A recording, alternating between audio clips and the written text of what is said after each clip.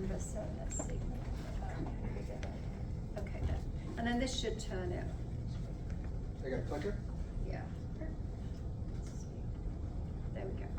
Okay, Bess, thanks for doing that.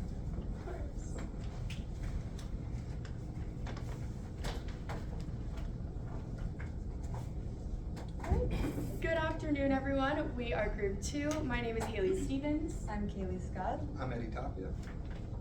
And today we're going to be talking about the article, Ohio Today, Banning TikTok, Turning Point for U.S. Data Security or Threat to Free Speech. First, we're going to go over a little summary of the article.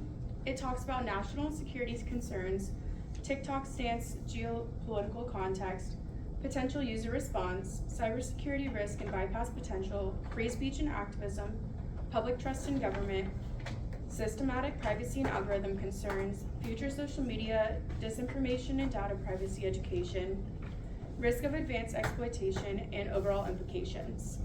So just a few of the highlights about the article. It talks about how the Supreme Court was revealed that TikTok had over 170 million monthly users in the US. Banning TikTok could trigger market ripple effects impacting US companies and China's access to the US market.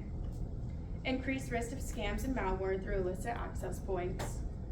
A ban could disproportionately affect these communities and affect access to important public forums for activism and free speech. As well as a TikTok ban could stimulate innovation in the social media space with new platforms emerging to capture the user base, such as RedNote. Concerns about emerging technologies like AI using personal data for misinformation and manipulation. And finally, future developments in this legal and political landscape could reshape how foreign-owned social media platforms are treated in the US. All right, now I got a few questions for you guys. Take the clicker. So first off, guys, how many of us have signed up for a social media account? Show of hands. Yeah, it really should be everyone. Next, how many of us have actually liked to post on some of these social media accounts? Again, if you're not raising your hand, you're lying. Who's left a comment, maybe sent a direct message? All right, and last, this might weed out some, who's actually bought something off social media? All right, a little bit less. Well, why this is all relevant, guys, is because this is all data. And data is at the center of the controversy between TikTok and the United States. The United States government is accusing TikTok of collecting consumer data and releasing it to the Chinese Communist Party government. And the US and China have kind of been at odds in the past few years, so they don't really trust them. They're trying to force a sale now to maybe a US-based company or a UK-based company, where the US government trusts them a little bit more. You might think to yourself, why does all this stuff matter? Who cares about my data? Well, this is your digital footprint, guys, right? This is the things that you take to look at. How long do you look at those things? If you like them and you send them to a friend, what do you say in those messages? What do you say in your comments? If you get to the point where you actually buy something off social media, how many links do you click? How long do you look at those links, right? Once you actually pay and transfer money, we're talking about your credit card numbers as well as your home address. Now, you might think to yourself, I never agreed for them to take all this information, but you do. When you sign up for the social media accounts, you scroll all the way to the bottom of those terms and services that we never read and you click agree. This is what you're agreeing to, guys. Once companies do collect this data, it then turns into intellectual property, which is what we're covering here in Chapter 4. This is a definition from Merriam-Webster, which says that property, such as a concept, idea, invention, or work that derives from the effort of the mind or the intellect. So basically, guys, we just kind of talked about it briefly. This is intangible property. You can't hold data. You can put it on a server, but you can move it from place to place to place. So because of that, it's very difficult to protect this information. It's much easier to protect physical property, right? You got a plant, put a fence around it. You got a car, put a fence around it, put it in a trust. There's laws. Intellectual property is a little bit more new. There's not so many laws that protect this. Because of that, there's constantly data breaches. We see this all the time. TikTok, Instagram, Facebook, they're constantly getting hacked into and losing a bunch of customer data, as well as the US government. I think just a few months ago, there was a big data breach where they lost a bunch of social security numbers. So this happens all around the world because people want to get a hold of this data so they can manipulate it. When we talk to look about strategy, we kind of have to think about how can you protect yourself and your company. Well, first off, it's important to understand that different countries have different intellectual property laws. So if you're talking about a big multinational corporation, all those countries that you do business in, you have to understand those laws.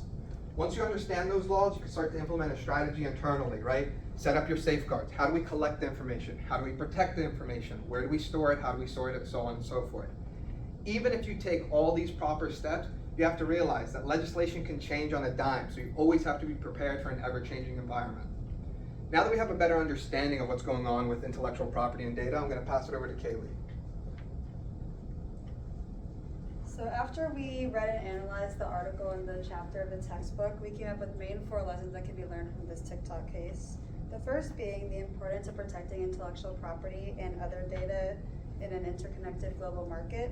The second being that companies that operate internationally must understand and comply with any intellectual property laws in order to protect their assets.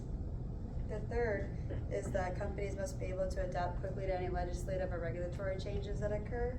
And finally, the last lesson that we learned was balancing innovation and safety, or innovation and security is critical to maintain sustainable growth in a globally connected marketplace. And with that said, thank you for listening, and do you guys have any questions? Questions are good?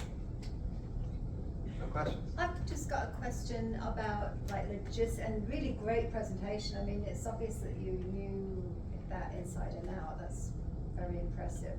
And how did you go about as a group completing this assignment, just so everybody can get an idea? So yeah, it's a really good question. What we did was we kind of wanted to wait because we had the gap week, right? Yeah. So we're like, we don't want to do something so soon. We want to see what comes out with the news. I think group 1, you guys did the fires, which were pretty relevant. This was happening right during that Martin Luther King time, like that weekend. So we're like, okay, maybe we should do this, but let's see if anything else develops. Nothing really developed that we cared to talk about, to be honest. And then once we saw about data and all that stuff, we wanted to link it to intellectual property. So we settled on the article, worked on the article, gave each other roles, went over it, and then we just practiced like an hour ago. That's good. You know, it's funny because I was thinking that too. I was thinking, gosh, it's been over a week, and how could you have gotten together? Because sometimes you guys will get together before class or after class to do this in your groups, and I was just wondering, a week's gone by, and I wonder how they managed to get together. So really well done, and excellent, excellent. Thank you. Thank you.